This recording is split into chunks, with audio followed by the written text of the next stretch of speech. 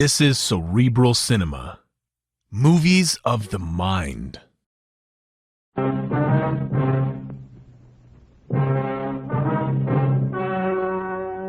story you're about to hear is true. Only the names have been changed to protect the innocent. Fatima Cigarettes, best of all long cigarettes, brings you Dragnet.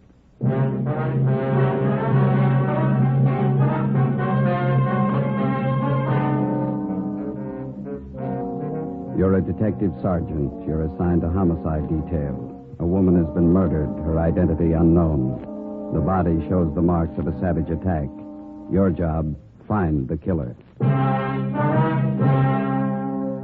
If you want a long cigarette, smoke the best of all long cigarettes. Smoke extra mild Fatima. Yes, Fatima is the king-size cigarette which contains the finest Turkish and domestic tobaccos superbly blended to make it extra mild, to give Fatima a much different, much better flavor and aroma than any other long cigarette. That's why Fatima has more than doubled its smokers coast to coast. Enjoy extra mild Fatima yourself. Best of all, long cigarettes. It's wise to smoke extra mild Fatima. It's wise to smoke extra mild Fatima.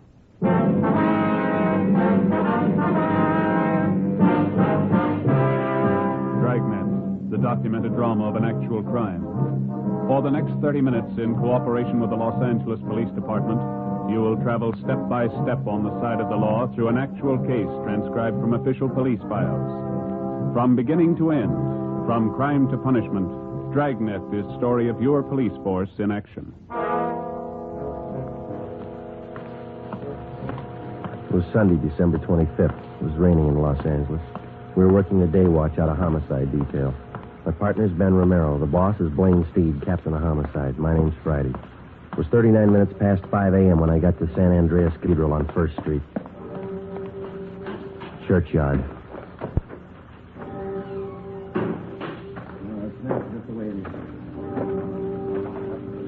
Hi, Dave. Hi, Joe. Body's over here. All right. Merry Christmas, huh? Yeah. Section from the church found it about an hour ago. Have a look. Pretty brutal. Yeah. Okay. Who is she? No identification. The coroner checked the body yet? Yep. How long's she been dead? When it started raining. About midnight, didn't it? Yeah. The ground's dry under the body. Oh, been dead 5 or 6 hours, I'd say. Ben get here yet? Yeah, he's helping Claudio check the area. This park here, is this all a part of the church grounds? I think so. I was stuck out of this rain for a minute. There's an alcove over there by the church. Yeah, come on. How much we got to go on, Dave? Not much. Motive looks like robbery. Yeah. Found a woman's purse near the body. Pretty well picked over. Purse is wet. Lee Jones is dusting the contents for prints. Coroner's checking. Any idea what the killer used in the woman's face? The coroner figures a sharp instrument of some kind. Nasty one. Yeah. Friday, you look wet. Hi, Ali. So do you. Everything happens on Christmas. Purse was soaking wet. Ordinary black handbag, huh? Raise any prints on the stuff inside? Not a one. Here, you can check the contents. Thank you, Lee. Let's see. Small comb. Most of the teeth out of it. 3 pennies. Hairpins, mirror, lipstick. That's it, Holy. A couple more things. Yeah. This fountain pen, this door key. Armstrong found them in the grass a few feet from the body. Can I have a look at those? Yeah, it's an ordinary ballpoint fountain pen. Buy them in any drugstore for 69 cents. No sign of rust on the key. Must have been dropped recently. Maybe this will explain what happened to her face. Broken beer bottle. Where'd you find that? Laughlin found it back in the bushes over there. These jagged edges here smeared with blood. Mm-hmm. Too much rain. Can't do anything about this till it dries. Can you get enough from these smears to run a precipitant? Think so. Lee, got a minute? Yeah, Ben, what is it? Oh, hi, Joe. Hi. Claudio found a set of footprints over by that clump of shrubbery. Rain hasn't spoiled them yet. Did you cover them? Yeah, I think you can get a pretty good cast from them. Better get a picture of them right away. Hey, Charlie. Right with you, Lee. I'll get the stuff from the car. You mind giving me a hand, Dave? Oh, let's go. Well, this takes care of Christmas, Joe. Yeah. Did you get a chance to check the body yet? Mm-hmm. What do you think? Well, there's no sign of struggle. Could have happened after a Christmas Eve brawl, maybe. Yeah? Whoever the victim is came in the park, and the victim got it before she knew what was happening. Might work easier if we find out who the victim is. And we can check her prints through R&I when we get back to the office. What'd those footprints look like? Seemed like a heavy print, maybe work shoes of some kind. Want to see how Lee's making out? Yeah, let's go.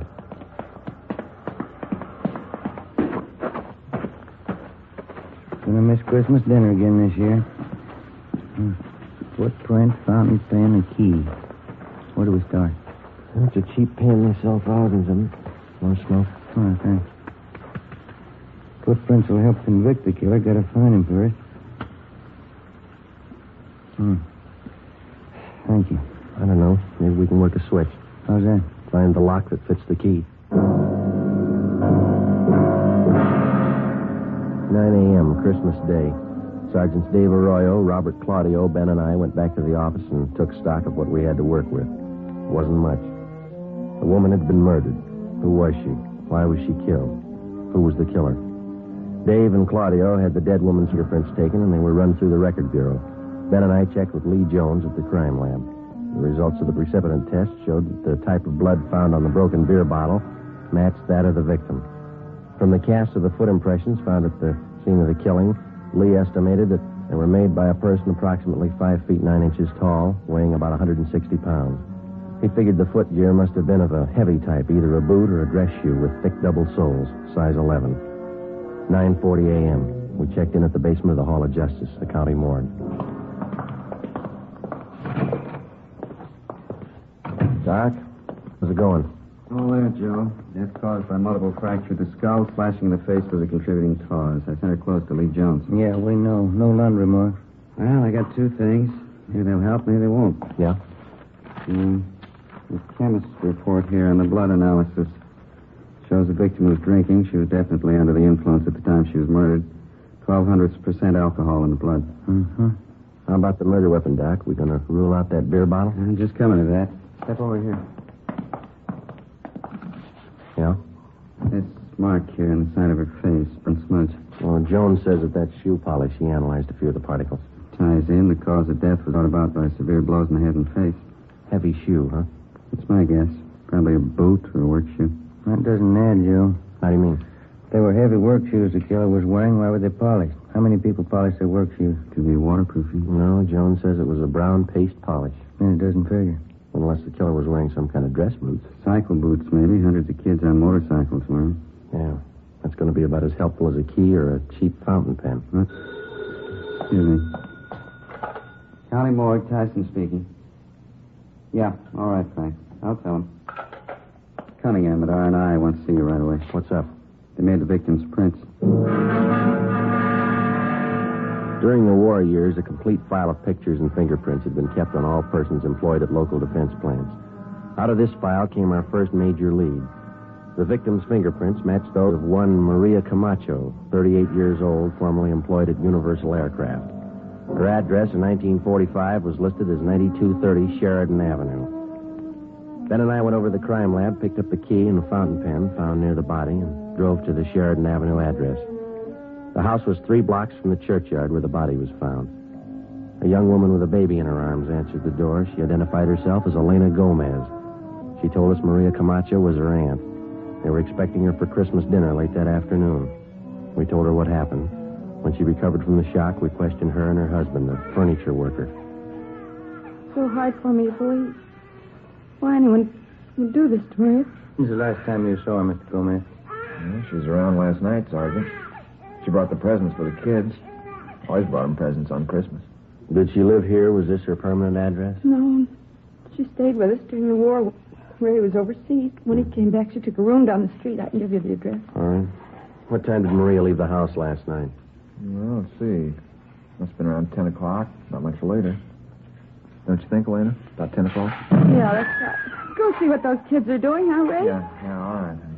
Did Maria have anything to drink here last night, Miss Gomez? Yes, we had a glass of sherry together, that's all. Could you tell if she'd been drinking before she came here? Oh, it was Christmas Eve. I guess she'd had a few. Why? Was she a pretty heavy drinker? Not usually, no. Maybe on the holidays, though. Maria liked to get out and have fun, living alone and all that. Poor Maria. Oh, did she drink at home, or was there some particular place she liked to go? The cantina down on Soda Street. She used to go there. Any others? A couple of bars on Brooklyn Avenue. I don't know the names. What'd Maria do for a living, Miss Gomez? She took in some dressmaking. Worked for herself. She wasn't poor, wasn't rich. Her landlady could tell you about her friends. Kids are hungry, Lana. Dinner's getting cold. Sorry that we had to break in on you like this. Well, it's all right, Sergeant. It's just the kids. Ask the officers if they want some mince pie, Ray. Cup of coffee. No, that's all right, Miss Gomez, thank you. Just one more thing. Would you look at these, please? This pen. Sure, that's Maria's. Look, Ray, Maria's pen. Mm-hmm. Now, how about this key?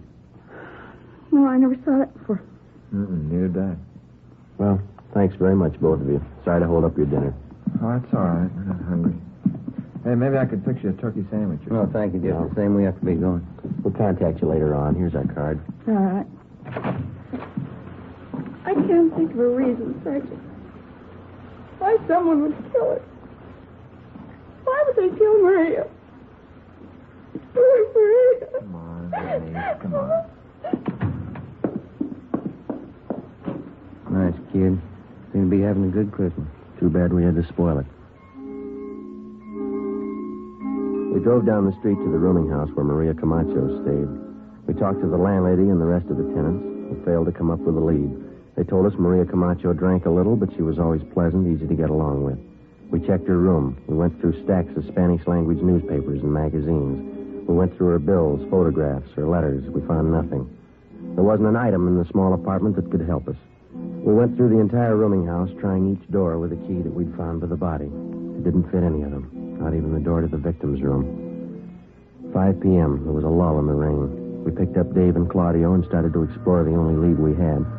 The victim had been drinking a few hours before she'd been murdered, probably at a neighborhood tavern. For the next 6 hours, we canvassed every bar in the vicinity. 11:15 p.m., Christmas night. The four of us met in a combination bar restaurant at Brooklyn and Soto for a bite to eat. Well, you had as much luck as we did, huh?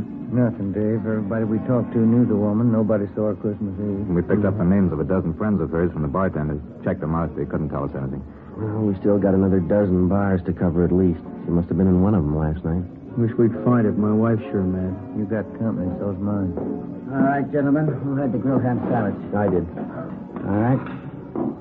And 3 hamburgers? Yep. There we go. Hot plate. You got some ketchup, please? Sure. Say you wouldn't like a little eggnog to go with that.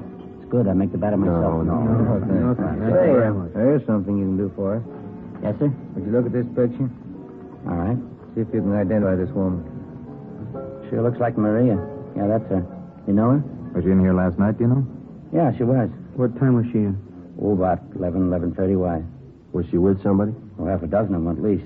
Maria, another woman, and 4 or 5 men. Were they drinking? Well, they were well behaved. Just having a little Christmas cheer, that's all. They like my eggnog. At what time did Maria leave? Do you remember? Well, no, not exactly, but she left before the others. They closed the place. You fellas cops? Did she leave alone? No, Tony followed her out. I think it must have been sometime around midnight. I'm not sure. Who's Tony? Tony Perez. He's busboy here. He knows Maria. Where's he now? Christmas. He's off. Lives in a hotel down the street someplace. I don't know. Time fits. Maybe the key does. Dave and Claudio started to check the neighborhood to locate the hotel where Tony Perez stayed. Ben and I continued our canvass of bars and restaurants in the area. 1 a.m., the rain started in again. We checked in at a bar on Brooklyn Avenue near Cornwall, the Cantina Sinaloa. Yes, sir. Gentlemen? Police officers. Would you look at this picture, please, see if you can identify it? Wait till I dry my hands. Let's just getting some of these glasses out of the way. Let's see. You ever see her before? Oh, yeah, that's Maria.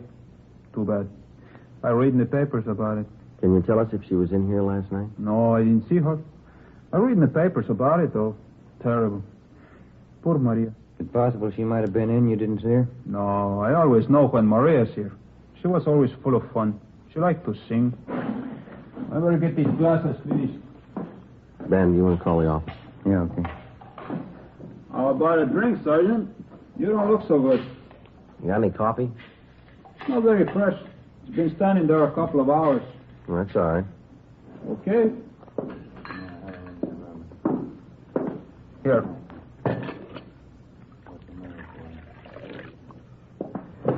Here's the sugar.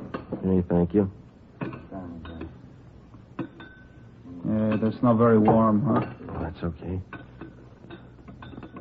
What do you think, officer? The guy was crazy? I don't know. Ah, he must have been crazy. Lots of nice rain. That's good for the farmers. Yeah. Sure. You ever see this key before? Let's see. I don't know. Joe. Yeah. Dave and Claudio found the hotel that picked up Tony Perez. Took him in. What'd he tell him? Dave says they're talking to him now. He won't say much. They find anything on him? He's wearing a pair of dark brown boots. Yeah. Well polished.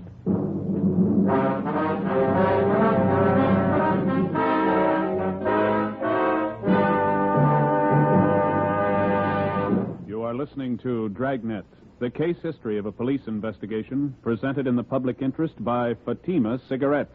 If you smoke a long cigarette, it will be in your interest to listen to a typical case history of a Fatima smoker. It's the case of skater Larry Jackson, one of the stars of the Los Angeles Ice Capades.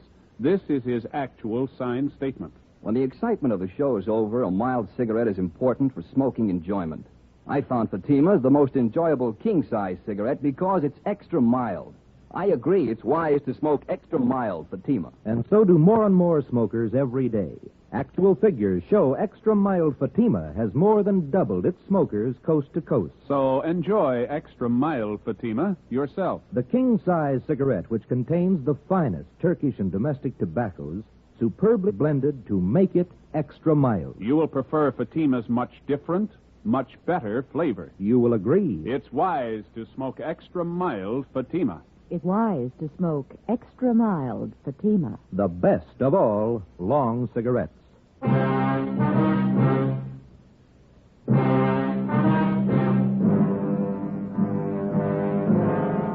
Monday, December 26th, 9 a.m. We checked Tony Perez through R&I. He had a record of 7 arrests, but no convictions. During the past year, he'd been booked on suspicion of 211 PC, assault with intent to do great bodily harm, and second-degree burglary. In each instance, he'd been released for lack of evidence. All of his shoes and clothing were brought to the crime lab for examination. 9:25 a.m. We brought Perez back to the interrogation room. He admitted that he had been with Maria Camacho Christmas Eve, but he denied having anything to do with her killing. He told us that after he had left Maria, he'd gone to a party at some friend's house. Dave and Claudio went out to check his story. I gave them the key found near the body and asked them to try it on the door to Perez's hotel room. Ben and I continued to question the suspect. How well did you know Maria Camacho, Tony? I told you already. She was just some old crow who used to hang around the bars, that's all. I used to talk to her once in a while. You ever have any arguments with her? No. How many times are you going to ask me that? It would help a lot if you could tell us exactly where you left Maria Christmas Eve and when you left her. I told you already. I don't remember exactly. We were drinking. We were all drinking. I don't remember. How'd you get to that party? I walked. Place down on Malabar Street. Maria stopped at a bar someplace along the way, and that's the last time I saw her. Did you go in with her? No, she went in alone. I went to the party. That's all I know. Interrogation room Friday. Lee Jones, Joe. Yeah. Check the polish on Perez's boots. It matches with the smear of polish on the victim's face. Wax components are exactly the same. Good. How about the cast? Nope, they didn't match. The prints we cast out there were size 11, big heel. Perez wears a 9, pretty small heel. No match at all. What about the other stuff? Went over the rest of his shoes, his clothes. Nothing that ties in. Okay, Lee. Thank you. Do you shine your own boots, Tony? No. Why? Where do you get them shined? I go to Angelo's, Chicago Street, right near First. When's the last time you got a shine? Oh, Christmas Eve. What time Christmas Eve, Tony? When I got off work, about 2 in the afternoon. Hi. Hi, Dave. See one of you outside a minute? Yeah.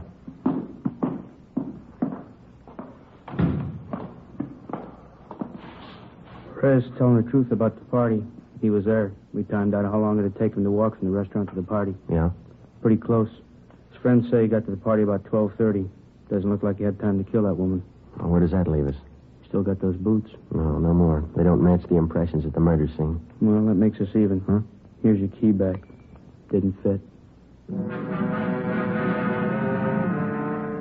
Tony Perez was held for further investigation. Dave and Claudio took up the canvassing of bars in the same area where we'd left off the night before. Ben and I drove down to Angelo's Shine Stand. It stood just outside a barber shop, 4 chairs with an awning full of cigarette holes over them. He identified Maria Camacho's picture immediately. We questioned him while he polished their shoes. Maria, I used to tell her, Sergeant, running around like that, she had too many friends. Too many. Did you see Maria on Christmas Eve, Angelo? Christmas Eve? Let me see. No, last time was a few days before Christmas. Angelo, do you know a man by the name of Tony Perez? Tony? Sure. Tony Perez. Tall fella, big shoulders. Was he one of your customers? Yeah, all the time he comes to see me. Was he here on Christmas Eve, Angelo? Yeah, he was here. I gave him a shine. Good customer. You remember what kind of shoes he had on? Sure. Boots. He always wears boots. What color were they, do you know? Brown. Always wears brown boots. Well, what's the matter? Tony in trouble? What kind of polish do you use on his boots, Angelo? Well, I got the can down here. Yeah, this one here. High-grade polish. If you got boots, I can fix them up. Do you use the same polish on all the boots you shine, Angelo? No, only the brown boots. That's brown polish. You fellas ask too many questions. You make me go too slow. Well, there's no rush, Angelo. Can you tell me this? Yeah? Besides Tony Perez, was there anybody else with brown boots who got a shine from you Christmas Eve? Well, I don't know. Lots of people get shined. Christmas Eve is pretty busy. Just the people with brown boots, Angelo. Can you remember? No, I don't think so. Tony was the only one with the brown boots. There's no others. And how about heavy brown shoes? Huh? You remember the people with heavy brown shoes that came in for a shine? No, I don't know. Look, please, just let me shine your shoes, huh? That can of brown polish, Angelo, you say that's the kind you use on Tony Perez's boots? Yeah, that's the kind. This kind right here. Well, can you remember how many times you used that polish on Christmas Eve? Well, I opened this can that morning and see how much is gone. Maybe I use it, maybe half a dozen times. Can you remember the people whose shoes called for this kind of polish? Yeah, lots of them. Brown shoes. I know the feet when I see them. I don't know the faces. Don't you remember any of them? If they like to shine, maybe by and by they come back. They were 3-4 fella, maybe. I see them before. I don't know their names. Okay, finished. You like it to shine? Oh, yeah, fine. Say, I'm going to buy that can of polish from you, Angelo, and we're going to check back with you later. Okay. Here it is. That's fine polish, Sergeant. Best you can get. Yeah, but it rubs off.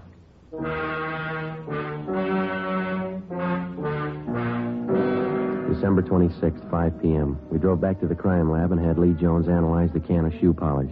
It matched exactly with the particles of shoe polish taken from the victim's body and from the boots of Tony Perez. We arranged for a stakeout at Angelo's Shine Stand. In case the people with heavy brown shoes returned, Angelo could point them out immediately to the men on duty. 5:30 p.m.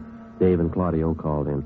They thought they had another nibble, this time from the bartender at the El Sodello Tavern, a bar on Soto Street. We drove down to South Main and Harlem Place for a meet.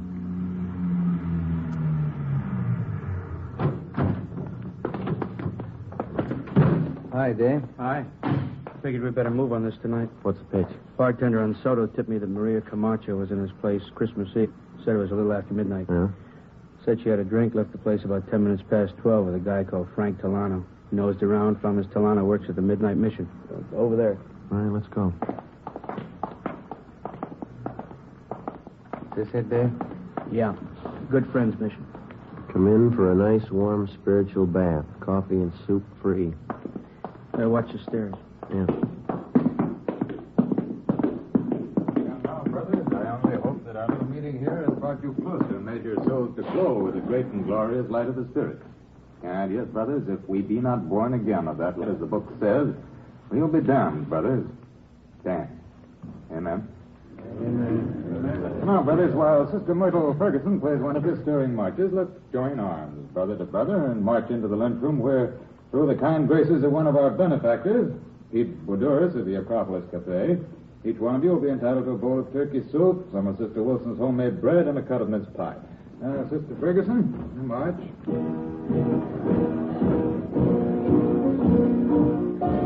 Guess that's the man to see. Yeah, let's go. Sure pack him in, don't they? soup smells real good. Excuse me, sir? Yes, brother? What is it? Police officers. Do you have a Frank Delano working here? Well, what's the trouble? Does he work here? Well, yes, he's a very good man, Frank. Anything wrong? Is he here now? No, he isn't. Where can we find him? Well, I'd like to know what the trouble is. We'd like to talk to him, mister, that's all. Well, he has a room at Good Friends Mission Annex. That's over on San Pedro Street. Is that his permanent residence, the Mission Annex? Yes, Frank's very helpful. He works for a small salary, and we give him room and board. Is he over at the Annex now? Yes, but maybe you'd better not see him now, officer. Why?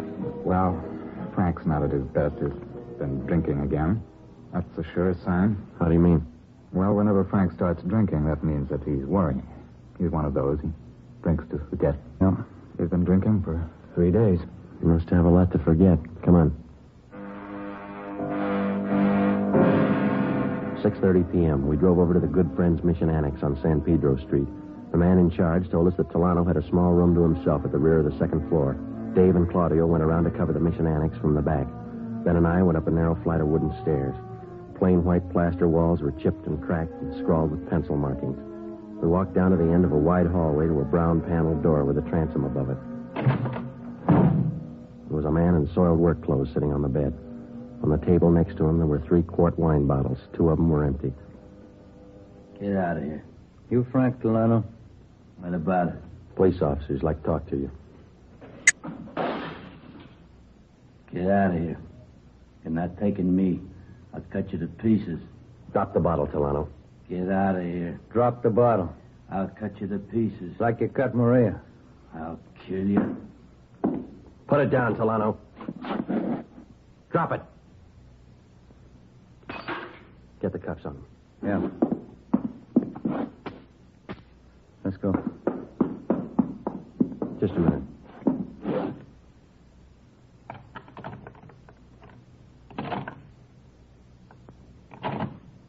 Yeah, it fits.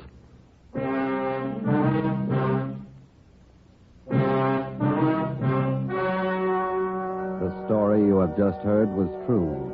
Only the names were changed to protect the innocent.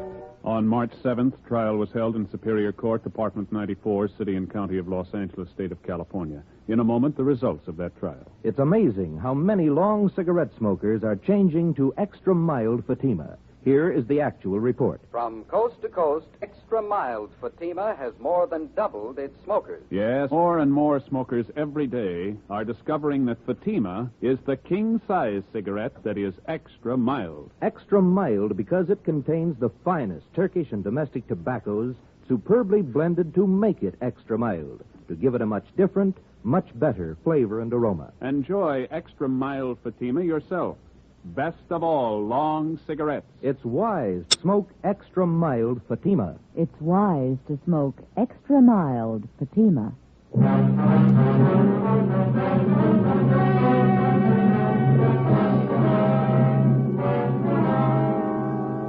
Frank Dominic Delano was tried and convicted of first-degree murder and sentenced to life imprisonment. He is now serving his term in the state penitentiary. You have just heard Dragnet, a series of authentic cases from official files. Technical advice for Dragnet comes from the Office of Chief of Police W.A. Wharton, Los Angeles Police Department. Fatima Cigarettes, the best of all long cigarettes, has brought you Dragnet, transcribed from Los Angeles. Patty Page visits Jack Birch tomorrow morning on NBC.